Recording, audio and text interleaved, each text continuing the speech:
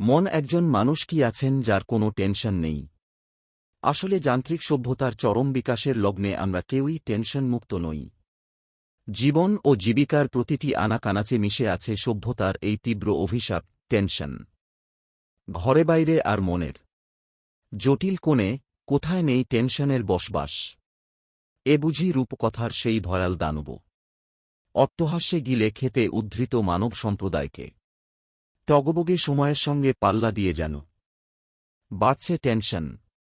এ হল কঠিন সময়ের প্রাত্যহিক জীবনসঙ্গী, প্রায় প্রতিটি মানুষই কম বেশি যার স্বরূপ জানেন। আশঙ্কা, উদ্বেগ, বিরক্তি, রাগ, ক্ষোভ, ভীতি, অসহায়তা, অক্ষমতা, অস্থিরতা, এসব কিছু মিলিয়ে জট পাকানো এক জটিল মানসিক অবস্থার নাম টেনশন।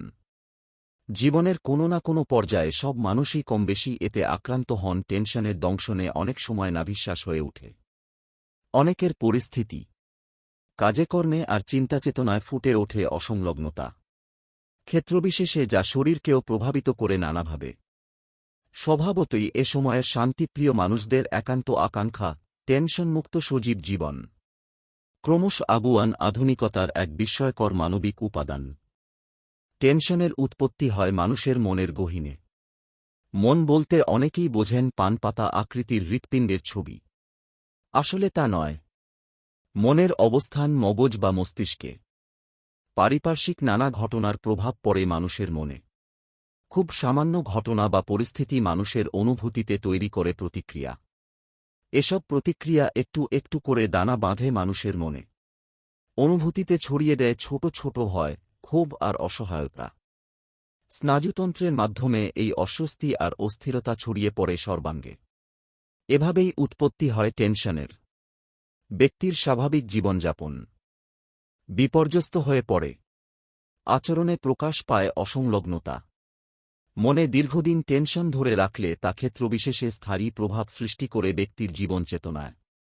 চিকিৎসাবিদদের মতে মানুষের শরীরের মধ্যে বিশেষ এক ধরনের জৈবরাসায়নিক প্রক্রিয়ার ফলে টেনশনের উৎপত্তি হয়।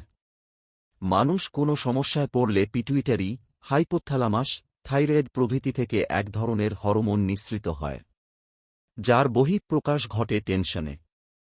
আপনি কিংবা আপনার কোনো কাছের বন্ধু কি টেনশনে ভুগছে? সচেতনভাবে খানিকটা নজর দিলে সহজেই তা শনাক্ত করা যায়। আসলে টেনশন তো একটি মাত্র অনুভূতি নয়, অনেকগুলো অনুভূতি জট পাকিয়ে তৈরি হয় টেনশন। এক এক ক্ষেত্রে এর প্রকাশ তাই এক এক রকম।